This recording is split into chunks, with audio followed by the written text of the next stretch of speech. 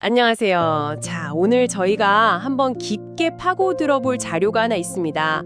심리대화연구소에서 진행한 사회심리 실험 기록인데 이게 아주 흥미롭습니다. 시작하기 전에 한번 상상해 보시죠. 평화로운 오후 공원 벤치에 주인을 알 수 없는 가방이 덩그러니 놓여 있어요. 어떠실 것 같나요? 솔직히 속으로 어떡하지 하면서도 실적 못 본 척 지나갈 것 같기도 해요. 바로 그 얘기를 오늘 해볼 겁니다.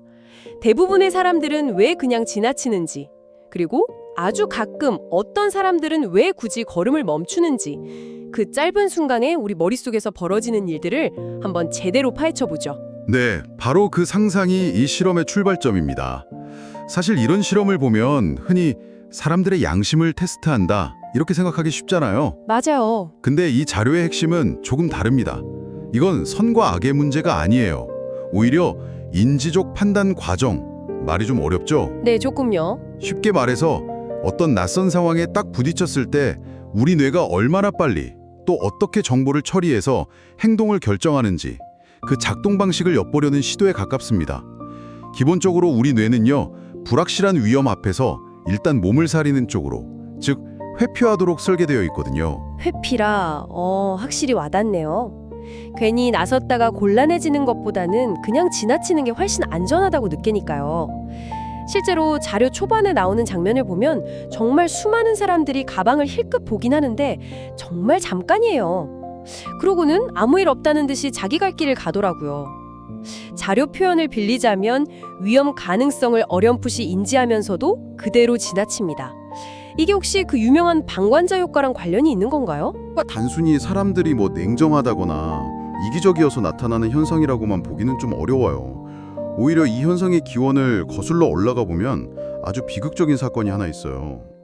1964년 뉴욕에서 키티 제노비스란 여성이 자택 앞에서 30분 넘게 공격당해서 사망했는데, 네. 당시 수십 명의 이웃이 비명 소리를 듣거나 창문으로 그 광경을 목격했지만 아무도 제대로 신고하지 않았다는 사실이 알려지면서 사회가 정말 큰 충격에 빠졌죠. 아니, 잠깐만요. 수십 명이 봤는데 아무도 신고를 안 했다고요?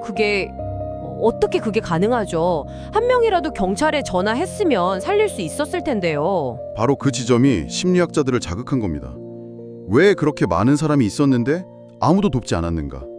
연구를 해보니 아주 역설적인 결론이 나온 거예요. 역설적인 결론이요? 목격자가 너무 많았기 때문에 아무도 돕지 않았다는 거죠. 이걸 책임감의 분산이라고 부릅니다. 아, 책임감의 분산? 네, 목격자가 나 혼자일 때는 내가 도와야 한다는 책임감이 100% 저에게 쏠리잖아요. 그렇죠. 하지만 목격자가 100명이 되면 그 책임감이 그냥 100분의 1로 쪼개지는 거예요. 나 말고 다른 사람도 봤겠지? 누군가는 이미 신고했겠지? 이런 생각이 들면서 오히려 행동할 가능성이 훅 줄어드는 겁니다. 그 심리 뭔지 알 것 같아요. 단체 채팅방에 누가 뭘 물어봤을 때 다들 읽기만 하고 아무도 대답 안 하는 거랑 좀 비슷한 거네요. 맞아요. 정확한 비유입니다. 누군가 답하겠지 하고 다들 똑같이 생각하는 거죠. 근데 그게 생사가 달린 문제에서도 똑같이 작동한다는 게 좀 소름 끼치네요. 그렇죠. 그리고 또 하나 중요한 게 집단적 무지라는 현상도 한몫합니다. 집단적 무지요? 네, 사람들은 불확실한 상황에서 어떻게 행동해야 할지 판단하려고 다른 사람들 반응을 참고하거든요. 다시 공원 실험으로 돌아가 보죠. 내가 가방을 보고 저거 좀 이상한데? 라고 생각해도 내 주변 사람들이 전부 태연하게 지나가는 걸 보면 내가 너무 예민하겠구나. 별일 아닌가 보다. 이렇게 스스로를 설득하게 되는 거예요. 나만 유난 떠는 건가 싶고요. 맞습니다. 그렇게 서로가 서로의 눈치만 보면서 아무것도 하지 않는 것이 그 상황의 정상적인 행동처럼 굳어지는 거죠. 사실 속으로는 모두가 불안해하면서도 겉으로는 침착한 척하는, 뭐랄까, 일종의 거대한 연극 무대 같은 상황이 펼쳐지는 겁니다. 집단적 무지라 정말 무서운 말이네요. 모두가 잘못되어 가고 있다는 걸 느끼면서도 누구 하나 먼저 입을 열지 않아서 결국 다 같이 잘못된 방향으로 가는 상황. 그 끝없는 행인들의 행렬을 보고 있으면 정말 답답한데요. 그래서 이 자료에서 마침내 한 사람이 딱 멈춰서는 순간이 더 극적으로 느껴졌어요. 그 수많은 지나가는 사람들 속에서 처음으로 다른 선택을 한 사람이 나타난 거잖아요. 바로 그 멈춤의 순간이 이 실험의 백미라고 할 수 있습니다. 그 찰나의 시간 동안 그 사람의 머릿속에서는 정말 엄청난 내적 갈등이 벌어지거든요. 자료에서는 이 복잡한 심리를 세 가지 핵심 감정의 줄다리기로 설명해요. 바로 불안, 호기심, 그리고 책임감입니다. 불안, 호기심, 책임감. 아, 이 세 가지가 한꺼번에 머릿속에서 싸우는 거군요. 내가 괜히 엮이는 거 아닐까 하는 불안감. 네, 안에 뭐가 들었지? 하는 호기심. 그렇죠. 주인이 애타게 찾을 텐데 하는 책임감. 그런데 대부분의 사람들은 그 불안이 이겨서 그냥 지나치는 거고요. 그렇다면 이 멈춰선 사람은 뭐가 달랐던 걸까요? 단순히 다른 사람들보다 더 용감하거나 착해서 그런 걸까요? 꼭 그렇게 단정하기는 어렵습니다.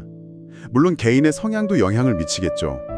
하지만 그보다는 그 순간 그 사람의 머릿속에서 벌어진 상황 재평가 과정이 달랐다고 보는 게 더 정확해요.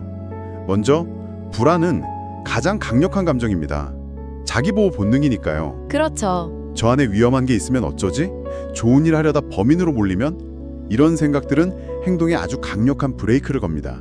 맞아요. 요즘 세상이 하도 흉흉하니까요. 저라도 덜컥 겁부터 날 것 같아요. 그런데 이때 호기심이 슬쩍 고개를 들어요. 누가 두고 갔을까? 혹시 중요한 물건 아닐까? 이 호기심은 불안 때문에 생기는 회피하려는 마음을 상쇄하고 상황에 좀 더 다가가게 만드는 역할을 합니다. 아, 일단 멈춰서 보게 만드는 거군요. 네. 그리고 마지막으로 책임감이 결정타를 날리는 거죠. 주인이 얼마나 상심이 클까? 내가 이걸 보고도 그냥 지나치면 계속 마음에 걸릴 것 같아? 이런 공감과 사회적 의무감이 불안이라는 큰 장벽을 뛰어넘게 만드는 가장 중요한 동력이 됩니다. 결국 멈춰선 사람은 이 치열한 싸움에서 호기심이나 책임감이 불안감을 아슬아슬하게 이긴 사람이라고 볼 수 있어요.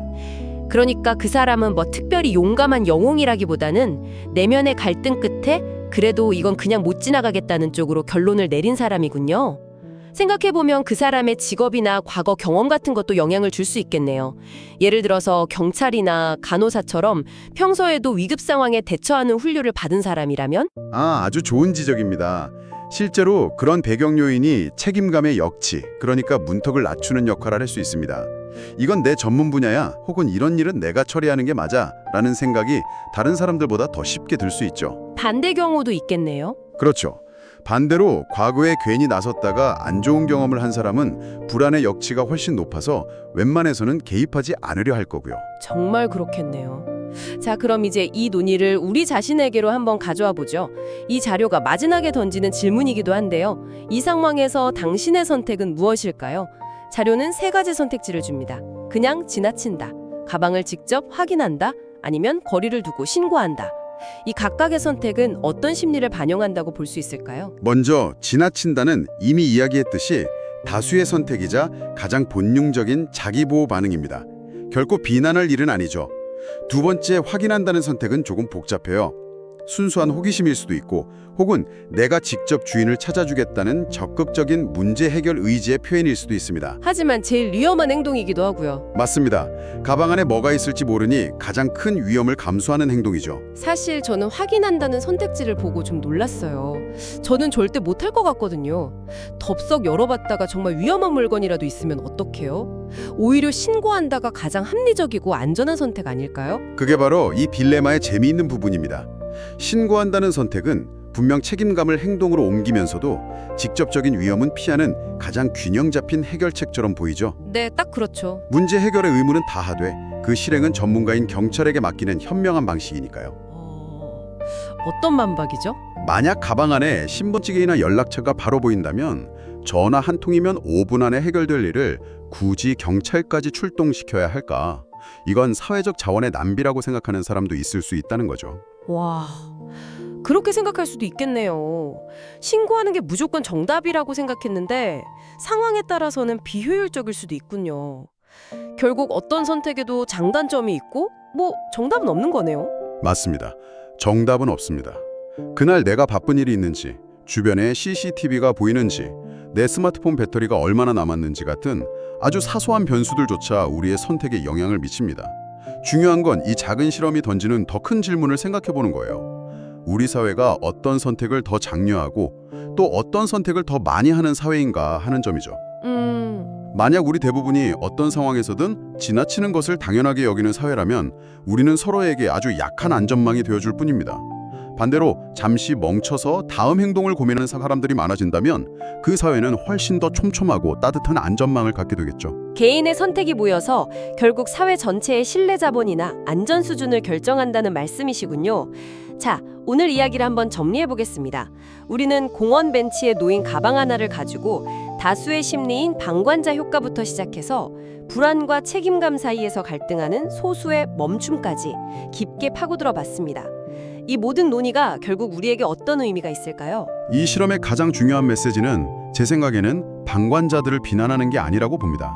오히려 우리 모두가 특정 조건 하에서는 언제든 방관자가 될 수 있다는 사실, 이걸 인정하는 것에서 출발해야 한다는 거죠. 네네. 그리고 동시에 우리를 그 방관자의 대열에서 빠져나오게 만드는 힘은 어떤 거창한 영웅심이 아니라 이거 좀 이상한데 라고 느끼는 그 아주 작은 내면의 목소리, 그 찰나의 멈춤에서 시작된다는 걸 기억해야 합니다.